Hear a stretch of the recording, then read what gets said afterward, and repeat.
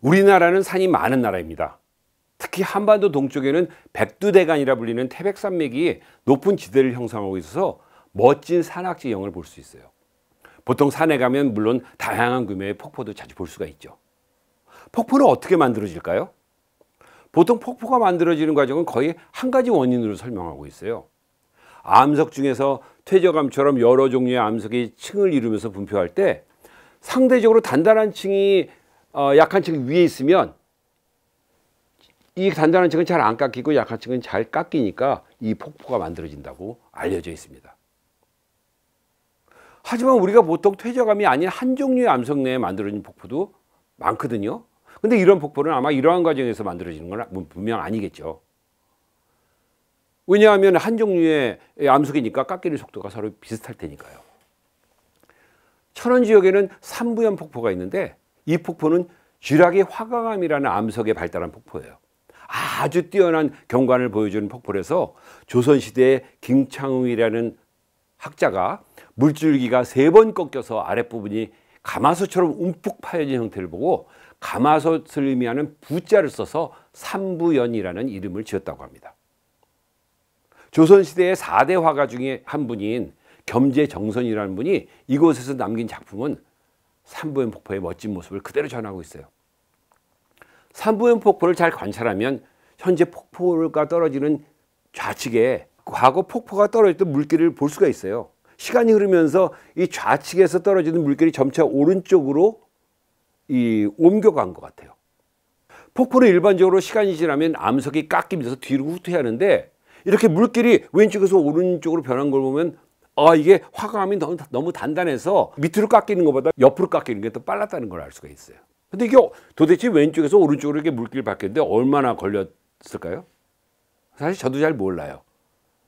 왜냐? 측정할 수 있는 방법이 없거든요. 아마 뭐 수천 년, 수백 년 굉장히 오랜 시간이 걸렸을 거라고 저도 얘기할 수 있을 따름이에요. 어쨌든 이렇게 다양한 과정에 의해서 폭포가 만들어지는데 저는 오늘 한탄강을 따라 나타나는 아주 특별한 폭포를 소개하려고 해요. 한탄강을 따라가다 보면 굉장히 특이한 지형을 볼 수 있어요. 하천이 산에서 흘러내려가면서 만들어지는 계곡은 보통 V자 계곡이잖아요. 근데 한탄강을 따라 내려가면서 양쪽을 보면 거의 여러 지역에 수직으로 된 절벽이 있고 이게 아주 검은색의 현무암이라는 암석으로 이루어져 있는 절벽이에요. 여러분들이 들어본 적이 있는 현무암은 제주도에서 흔히 볼 수 있는 암석이죠. 이 암석은 아주 지하 아주 깊은 멘틀이라는 곳에 만들어져서 마그마가 지표로 올라오면 그 화산이 폭발해서 그 마그마가 용암을 따라 흘러내린 후에 굳어진 암석이에요. 이 암석은 아주 빠르게 굳으면서 식기 때문에 큰 기둥의 형태로 수축이 되면서 굳어요. 그러니까 이 수직으로 굳은 형태의 기둥을 우리가 주상절리라고 불러요. 과거에 있던 이 지역을 흘렀던 하천을 따라서 용암이 하천의 계곡과 그 주변의 낮은 지역을 모두 메운 후에 이제 현무암이 되고 다시 이제 태어난 한탄강이 이걸 다시 이제 바닥을 깎으면서 지금 현재와 같이 깊은 수직절벽을 만들어낸 거예요. 이런 특징을 가장 볼 수 있는 지역 중에 하나가 철원의 직탕폭포예요. 직탕폭포를 보면 주상절리 위에 하천이 흐르면서 폭포가 만들어진 걸 볼 수가 있어요. 과거에 흐르던 하천이 있던 자리를 용암이 채운 후에 주상절리를 가진 현무암이 만들어지고 이 주상절리를 가진 현무암이 새로 생긴 이 한탄강의 강물에 의해서 모두 심식돼서 떨어져 나가면서 이 폭포가 남아있는 거예요. 직탕폭포의 하류로 내려가면 현재 하천바닥에서 주상절리가 막 활발히 깎여 나가는 현장을 볼 수도 있어요. 일반적으로 다른 지역의 하천은 바닥의 암석을 골고루 깎지만 이곳에서는 주상절리로 된 현무암이 떨어져 나가면서 하천 바닥이 점점 깊어졌다는 것을 추정할 수가 있어요. 한탄강 지역을 따라 하류 가다 보면 국내 다른 지역에서는 전혀 볼 수 없지만 이 한탄강에서만 볼 수 있는 아주 특별한 폭포가 2개 있습니다. 이들은 바로 연천의 제인폭포와 포천의 비둘기낭 폭포예요. 이 두 폭포는 아주 특이한 환경에서 만들어졌어요. 과거 한탄강 하류로 흘러내리던 용암이 한탄강으로 유입되던 지천을 따라서 역류해서 들어가면서 다시 현무암이 되고 이 현무암이 다시 깎여서 지금 현재 이 두 폭포가 만들어진 거예요. 아마도 일반적인 하천과 달리 이 주상절리로 이루어져 있는 현무암이 이 계곡을 메우고 있었기 때문에 이 지천에서는 주상절리가 떨어져 나가면서 이 수직절벽을 보이는 하천이 아주 잘 발달했을 거예요. 연천의 제인폭포와 포천의 비둘기낭 폭포는 모두 이와 같은 과정을 통해서 폭포가 만들어진 것입니다. 제인폭포는 높이가 18m나 되며 한탄강을 따라 나타나는 폭포 중에서 가장 규모가 큰 폭포예요. 이 지역에는 그 앞에 다리를 만들어서 실제로 이 다리를 건너면서 멋진 폭포의 모습을 정면에서 볼 수가 있어요. 제인폭포의 이름은 아주 슬픈 이야기에서 유래하고 있습니다. 제인이란 원래 말은 재주를 부리는 광대란 뜻이에요. 옛날에 외줄타기를 잘하는 어떤 제인이 예쁜 아내와 함께 한 고을에 살고 있었는데 이 예쁜 아내의 미모를 탐낸 이 고을의 수령이 제인에게 억지로 폭포에서 줄을 타게 하고는 그 줄을 끊어서 이 사람을 떨어져 죽게 했대요. 그래서 이제 그 다음에 수령은 그 아내를 취하고자 했지만 그녀는 이를 완강히 거부했고 겁탈하려 덤비는 수령의 코를 깨물고 스스로 혀를 깨물어서 자살하고 말았다는 슬픈 얘기가 전해져 내려옵니다.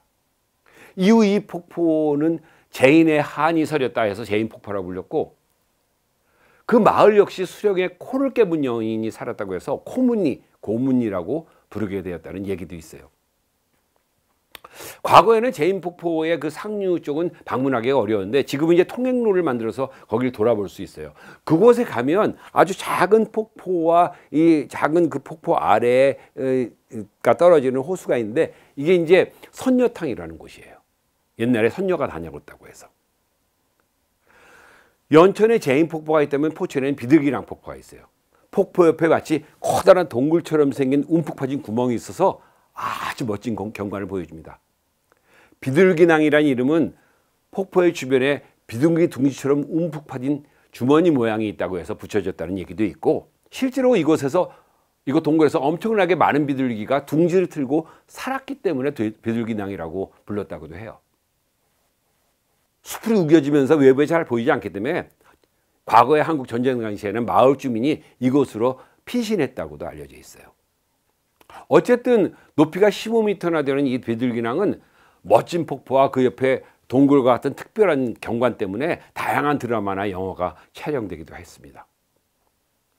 비둘기낭 폭포의 약 50m 상류 지점을 가면 제인폭포와 마찬가지로 폭포가 또 하나 있는데 이게 작은 낭 폭포라고 해요.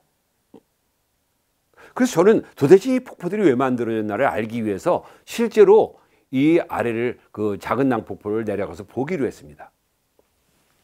작은 낭 폭포는 비둘기낭 폭포보다는 그 규모는 작지만 물이 흐를 때는 아주 멋지게 보여요.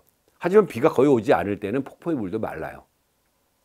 특이한 사실은 작은 낭 폭포가 떨어지는 지점, 그 바닥에서 하류로 계속 걸어 나가다 보면 비둘기낭 폭포가 시작되는 절벽이 그대로 이어져 있다는 거예요.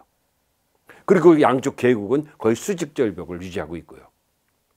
이러한 사실은 하천 바닥이 조금씩 깎아지면서 하천의 바닥이 깊어진 게 아니라 이 현재 바닥은 어떠한 틈준을 따라서 이게 떨어져 나가면서 이게 후퇴했다는 걸 갖다가 알 수가 있어요. 더욱 놀라운 사실은 물이 많은 시기에도 이 작은 낭 폭포에서 물이 떨어지면 이걸 갖다가 따라서 가다 보면 그 바닥의 물이 계속 비둘기낭 폭포로 가는 게 아니라 옆으로 좌측으로 어딘가로 흘러 들어간다는 사실이에요. 이는 분명히 이 바닥의 좌측에 물이 잘 통과할 수 있는 어떤 층이 있다는 거죠.